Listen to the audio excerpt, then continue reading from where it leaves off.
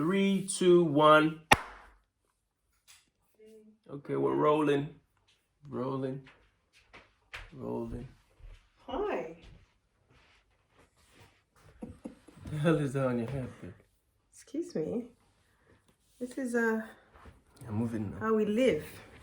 This is how we live. Well, this is Thank you. an ode, or as our people would say, ode, to Queen Charlotte. Is that what you're doing? Yes. Yeah. Well, in Bridgerton anyway. Queen She has Charlotte. I think for me, like I was always looking out for her looks. There was a time when she actually came out with locks tied to the heavens. Anyway, hi guys. Hi. Welcome back to our podcast. Why are you running?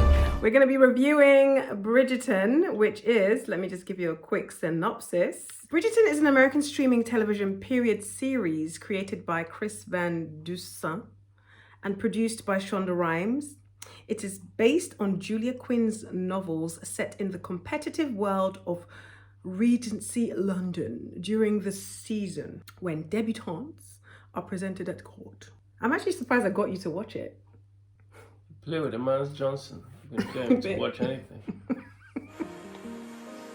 My initial reaction was, Bridgerton, The Crown, Marie Antoinette, Hollyoaks, Coronation Street. I knew you would It's get the same. No, To me. I can't compare it to Hollyoaks, None of them really appealed to me. Like, Yeah. I liked the fact that they played around with the, I guess this was, Regency Britain, if you want to call it that way. London. Well, Britain. Because then after that, I think we go into is it the Victorian age after that? Victorian age follows, right? So Victorian age, if you know Victorian age, we're talking about the era of, I guess, going into the, Industrial Revolution. From what I understand, they said at some point, they mentioned the year 1804. 1804 is like 3-4 years before the abolition of slavery by the British. For me, it was accurate because you could see black people in not menial, but, subservient roles. You had the queen, all the black women behind her. You had the Asian people that worked for her. It was accurate. A lot of the black people you saw were workers. But then what threw me is the nobility. And there were nobility that were black at that point, but not on that level. I know. And certainly across Europe is accurate though. Yeah. Across Europe, this is the time of years before Pushkin in Russia. This is Alexandre Dumas's, who wrote Three Musketeers in France. So it's accurate. It's accurate to an extent. What I wasn't expecting was to just see in every frame a black person. I know, someone with locks. One guy with locks. One had had blonde and black locks. I was like, yeah. And you know Really? what's funny? You know what's funny is it was, to me, what I found strange was even the reference to race, because had this been 200 years earlier, 300 years earlier, even Elizabethan times, like Elizabeth I's time, if they didn't mention race, I could have been like, okay, maybe I could buy that. But when you know the history, you know that this is coming to, petitions are being signed by some of these same people. And the irony is, a lot of these Duke of Hastings, a lot of these lords and duchess and duchy, these people are making their money off plantations in the Caribbean. Their whole industry is built around the enslavement of black people. So it felt a little strange. that's why. That they were so comfortable. Like, I remember the girl, what's her name? Daphne. She will be dancing. Black guy will just come. I know. No problem. Kofi will just come and take her arm and dance. And then Emeka will come from there and twirl her around. Yeah. And then Chuma will just do, hey girl, here's a drink. But I understand why they did it. And again, it's not completely inaccurate. Certainly having a mixed race Duke. I bought that. But I could buy that more 100, 200 years earlier. Also, keep in mind, so this is the turn of the 18th century, right? So we're going into the 19th century. This is at the beginning of the 19th century. You have, the numerous kingdoms that made up Prussia. If you look at their coats of arms, had black faces. And it really wasn't until the period of Hitler that you start to see all these things. Even the patron saint of Germany, Saint Maurice, is a black guy, even at this point. So to an extent, the Aryan model of history, you know what they call the Aryan model, which is the model where they start denigrating black people, history starts to change around this point. So to an extent, I could buy some of the things. But it was to me, that was the most uncomfortable but comfortable thing about watching it. I think, to be honest, that's what kept me watching so long. I wouldn't have watched it if it wasn't. I know, because it took until probably episode 4. I don't remember, but all I remember is that is it Reggie? Is his name Reggie? Who? The main actor. Simon. In real life, what's his name? But I don't know his real name, but I don't know. I Okay, know him as Chicken George Roots. He's so hot. Yeah, well. And I was just like this. No, he's charming, and that's the thing that they really sell. Really good looking. And that boxer. This guy could have been Vin Diesel's body double. Every shot they zoom in, and he looks straight at the camera. The eyebrows are this. Like a car. This guy could have been in Fast and the Furious 23 James or Bond. 28, and he could be in James Bond, yeah. And very the girl, good. The Daphne girl, is very good. The girl who played the Bridgerton, she's a good actress. Whether she's lekba or not. She's a good actor. Listen. When you have Simon, Duke of his team. No, but she's not always with him now. No, but... She's only like 50% of the time. The other 50%, she's crying to her mom. She's slapping her sister. You know? So it's not, she's not always with him. I know, but... In fact, a lot of the time... She was a bit dry, though. I don't know if they purposely made her look dry on purpose. Yeah, but that... Because in real life, she's really pretty and beautiful, but in the show... for that period, that's how she was supposed to look. Looked like a flower. You know? Once the show sucks you in with the Fast and Furious main actor and the Rose of Beaufort, when you bring those two in, and once they're together, once you ignore the extra stuff, then you start to see including the man with the locks that is in every scene. Who's in every shot. Even in the there house. was a scene where they were in the girl's house and he was sat there as a suitor. Cut to, they're in the boxing ring. And he's in the background. I think Mr. Locks did more than he was supposed to do, personally. Mr. Locks, stand there. Action! Next season, you will have lines. You wait and see. No, it won't see have lines. Next season, they'll move. If this Bridgerton is what I think it's going to be, next season, they'll make it more racial. They'll start talking about abolition. Because I think they should. I think if they did, I'd have more respect. Because now it seems a bit like it's comical. Like there's a guy with platinum blonde and black locks in the show. But you can buy those things. Again, but why is it platinum blonde? No. But again, look at whatever images there are of just so you know, Alexandre Dumas wrote Three Musketeers. He was French. He was mixed. He's kind of mixed. If you look at the pictures of him and his hair, I think this is the hair and makeup guys didn't just plug this. I don't think they were making. I didn't think they watched the rap video. 27 and 1B color, 27 color 1B pack of expressions, or even Mali braids. I don't know about the alphabet, but what I know is that it is not. Maybe it wasn't wholly inaccurate. Well, even maybe the locks weren't wholly inaccurate. The point is, the point is, when Bushkin and they had the same Bushkin. This heartless crew. It's just man them from long time for the man them. I put my neck on the line. No, Pushkin. Pushkin is a Russian. He's a Russian poet who lived around, I think, a few decades after this particular period. So there were a lot of prominent people around Europe even at this time. Again, 100 or 200 years earlier, if you had said this was Elizabethan Britain and this kind of thing was happening, obviously I don't think the Regency thing had come into prominence at this point because Britain was still waking up from the Middle Ages, so they weren't as developed. You know, so but I could have believed the black presence in that sense. But this one, Shonda Rhimes, and I think this is, to me, immediately the show came on, and I saw it. In fact, when you were telling me about it, I was like, this is not you, because you told me it was Shonda Rhimes' show. And I was like, Shonda Rhimes had to have been presented this. And it turns out, as you said, the creator is Hagos. Anyway, he's not Shonda Rhimes. Say Hagos. And she's the executive. I forgot the name you said. Hanos. And executive producer was Shonda Rhimes. So I know they approached her with it. Because from what I read, I think I read somewhere that Queen Charlotte isn't in the book. They don't really mention Queen Charlotte. She's not a character in the book. But they chose to put her out there. Yeah. But even a depiction of Queen Charlotte. So look, I don't really know that much about her. She was just too... She was so angry all the time. Okay, look, she's clearly not getting laid. She had some nice looks. That I guess. She's not getting laid. She was. Remember, her husband had dementia. But then the thing is, you told me that she was having sexual relations with her servants. No, that's not her. I'm talking about, that was Marie Antoinette. I would like to be a terrorist. Oh. Marie Antoinette was her friend. So Queen Charlotte came from Germany. Just like up to the First World War, all these royals were never, at least one of them was not born where they are. They were born from a different kingdom and married into a king. And Queen Charlotte was German, right? Yeah, I think Mecklenburg. The point I was making about Marie Antoinette is Queen Charlotte and Marie Antoinette were friends. Queen Charlotte is supposedly a mixed race person. Right. The queen. Supposedly, the queen, or she might not have been.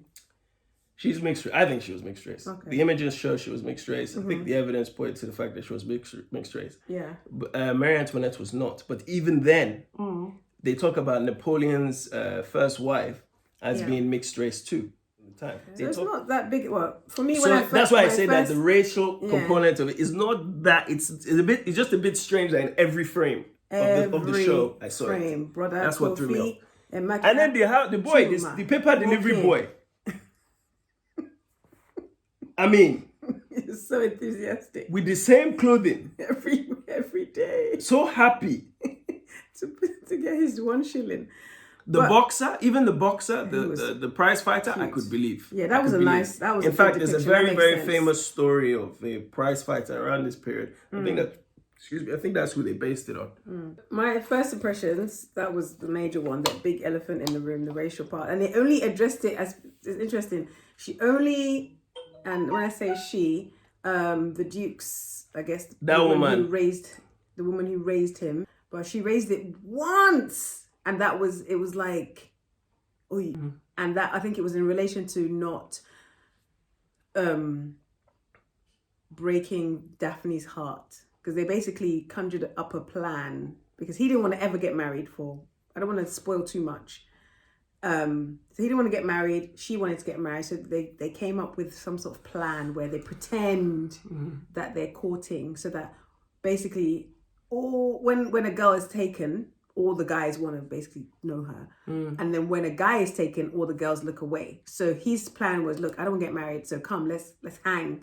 But then in the process of that happening, they start falling in love. So it's like, I see the series in like 3 parts.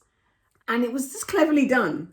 So like, I went from I was like, okay, why am I watching this? It's like, oh, okay. All right, this is... But this is what I was saying earlier. The best part, not the best part, but to me, once you get over all the racial stuff, you really get to the nooks and cranny of a relationship between a man and a woman. And to be very honest with you, liked. When that part is the most accurate part of most shows. And also, it's very, the fact that he didn't want to get married, for whatever his reasons were, is very interesting, because guys in this day and age, not just guys, but girls too, so scared of commitment. And I'm just like, why are you running? It's true. And why? And in his case, he was, he had daddy issues. Yeah. Which is... So I know people, it's very real. Daddy issues are very, very real. But, and that she had mommy issues, which is very African. Yes.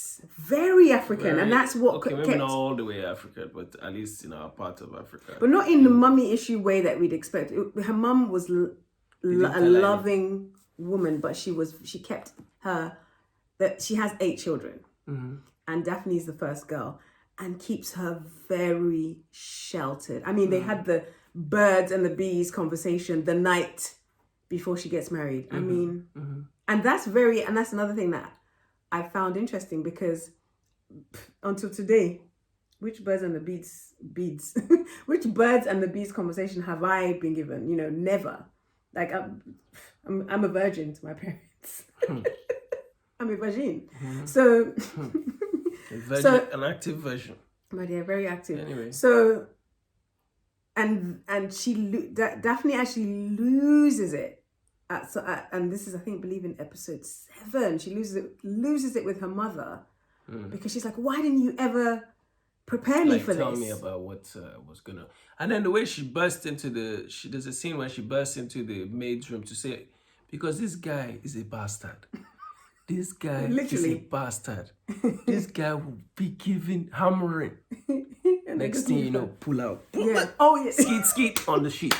But because she never knew how women got pregnant. So if I predicted it, yes. Let me not spoil it for I you. don't know. Don't. We'll tell them. But you have to watch it. What will you do when you find out the guy is skeet on the sheets, and you find out that's how she wants to get me at the trial. It's going down. She set this guy up and cut it, but I predicted it. You did.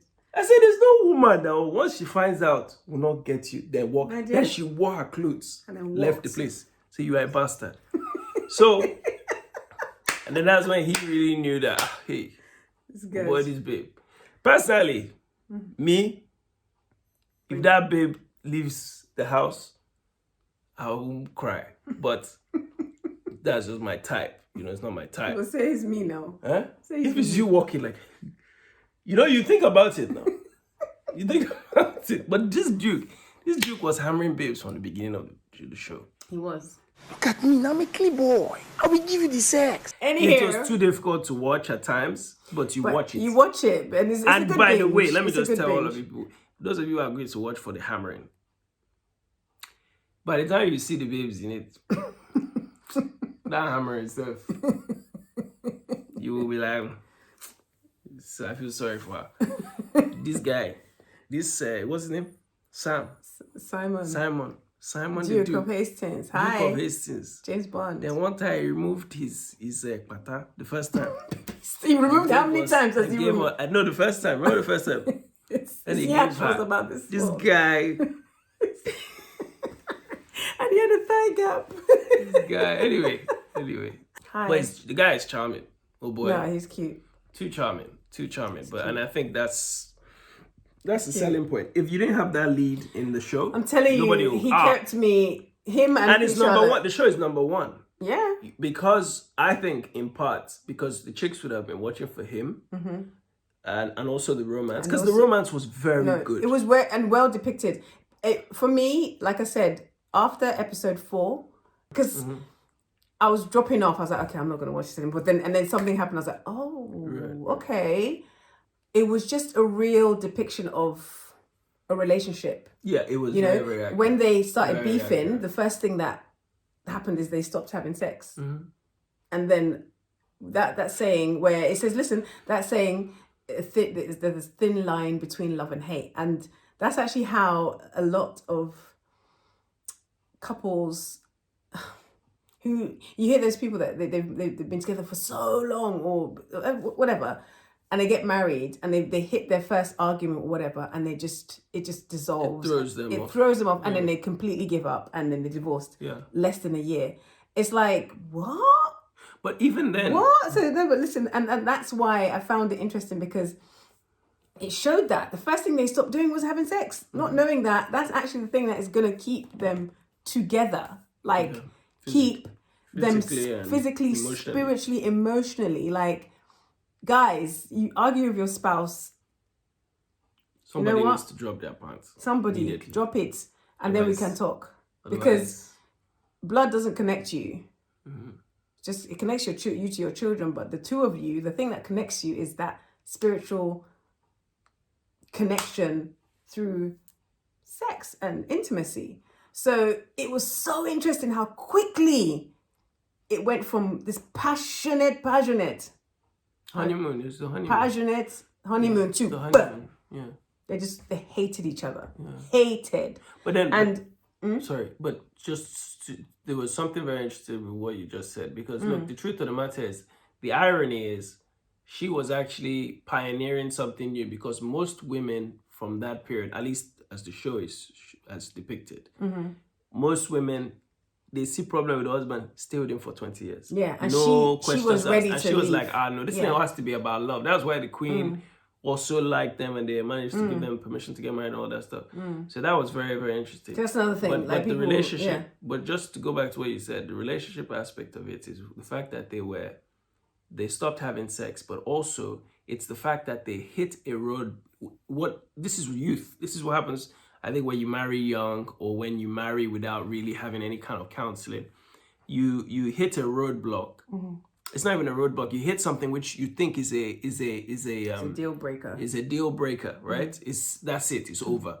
And then it takes somebody telling you, you think this is small, look. Right. Exactly. You will have many more deal breakers. And this is the thing. And the point is, you have to either, again, it's choosing, and the mom said it, you choose to, something we said a lot, you have to choose to love this person. It's also interesting because with conflict and things like that, it doesn't matter how long you've been with that person, whether it's 1 year or 10 years, would you, if your 1-year-old made a mistake, would you now go and throw them out the door? You see? If your 10-year-old son stole a sweet from the sweet jar, would you throw him out of the house? You wouldn't.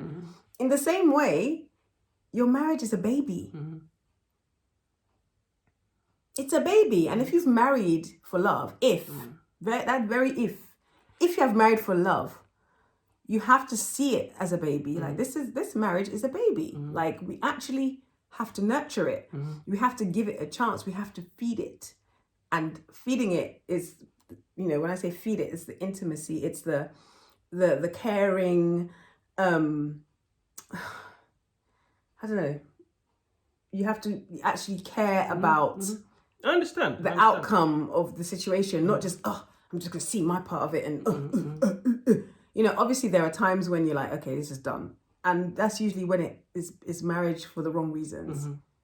It's all for the glitz and the gram, aka Instagram, as opposed to the heart and for the longevity. But both, if you watch Bridgerton and then you look at how culture is now, and by the way, we're talking about a lot of different things here, but well, that's what it came. I was surprised that this show actually brought all this out of me. The culture for them was to marry, whereas nowadays the culture is not to marry, right? Yeah. The more prevalent culture is let's manage. Not to say that more people aren't married and are not, but people are certainly getting divorced, and people are definitely not marrying. People just scared to commit. At the ages people that are very people scared were. To commit right yeah, now. Exactly. Yeah. And I think again, culture is going to dictate what the society does. And the culture of today is don't marry. So now, ironically, we are unique. Yeah, whereas if you go back a few years, we are the norm. So in part, one thing I learned from the show is I think, well, it's not just from the show, but just generally in life is, being in a relationship. There was something that the mother of the 3 girls who didn't get any dicks. That one, she said, you find small things to love about this person. We're talking about arranged marriage. And if you go to Africa, you go to parts of Asia, these are things which, to an extent, you can call arranged marriages, right? Still to this day, right? Even here. And those arranged marriages, you find that the people have stayed together till they died. Now, I commend them to an extent. I don't commend them to another extent, but you have to applaud somebody choosing to be in a marriage with someone. And, some of them have chosen it and it's worked out for them. Yeah. Some of them have chosen it, it's not. But similar to those people of that era, I think if we could look at some of those things that, say, people in Africa have done, and say, okay, let's level up from it. Let's say, because right now, women can choose the man. It's not like in the movie. I know, where you're just a meat. Where the woman, her life is just once this guy has been picked. The woman can choose the man, she can slap the man. You slapped me, you monkey! Marry me. Once you start looking at how our society is now, you start to say to yourself, is it important for me to find someone who I can grow old with and make a commitment to them? And I think that's the takeaway. And I think that's what's so apt about the show. And I can't believe I'm saying this about Bridgerton. It's true, me I either. can't believe it. But it does But you watch make it, you think. you know, and if people now can just look at it and say, you know what, let me make a commitment to someone, you know, because and then they Especially start now finding it's all lockdown this. and it's cold. Central heating is very If expensive. since lockdown last year you've need not a thought bed about this warmer. thing, Bridgerton, I think, is from the gods. They put black people, white people. They say, all of you that don't want to Enter. marry, watch this thing. And you see why you should marry. You see, this guy You didn't want to that marry. in lockdown now is looking for who will I break this lockdown with? In that big house. quarantine? Who? Imagine that guy now. In his All the money, the Rolls Royce, everything, the chefs, everything, and he can't even go. The only thing he can do is go to Sainsbury's. Now, in a situation like that, where we find woman, he needs the woman. Then the other one that cried because the only man she thought she could marry was going to marry another girl. Even the mixed race girl that was pregnant, very sharp girl. She was sharp. He said, look, This is my I situation. cannot kill myself. I have to. Let me manage. The one I don't know whether he wants me. Let me manage with this one. Everybody was thinking, because this is a long-term thing. If you know you have it in you to be in a relationship and to marry, the most important thing for you to do is find somebody who at least meets the requirements. After that, they don't have to be perfect. Yeah. You understand? Because we're not perfect. When I met you, day one, I'll take that back. I was perfect. day one, I saw her, I was like, actress, you book girl. Yeah. Like This yellow. girl probably, by tomorrow, if I say hello, she'll slap me. Then you wore the dress. I saw what was important to me. Believe it or not, what was important to me was the body. You have to have the body that I feel, okay, 20 years time, 30 years time, you walk away, I follow you. So I saw that, okay, let me follow you see for a few days how this thing goes. Then we spent the next day together and we talked. Then the next day after that, you cooked for me. Automatically, the things that I loved about her, that I saw that could be a wife, she cooked for me. She had the body that I know, even if she's sleeping. She had the temperament. She laughed at my jokes. These are three I'm still laughing. very like superficial. You can think they're superficial. But to me, I thought, okay, that's enough. I make her laugh. I'm attracted to her. And she wants to take care of me. The things that took me over the line were things that you could call superficial, but they were practical. Because now my wife, we can have the biggest argument. Just If she walks past me, you really think about how to. She could have killed your mother. You think about how you walk backwards. Maybe she didn't mean it. Maybe the knife, the 10th time she stabbed her, it was not supposed to stab. Sorry, carry on. My dear, he made me laugh. He's still making me laugh. And I think what's important is... Is that all that you needed? What were you the know practical what? things for you? For that were me, like, I knew I needed Totaka handsome. We So take good the hostility. We take good SOH. You know what that means, do you? Sense of humor. Oh wow, okay. So I had SOH. You had Turned out SOH. handsome. Was that enough? Was that for a woman? Is that important? So For me, interestingly, we both were. We had our aesthetics in our minds. I for sure had been writing about. I'm sure I'll tell my story again about how I manifested my love. This God. This God of a man.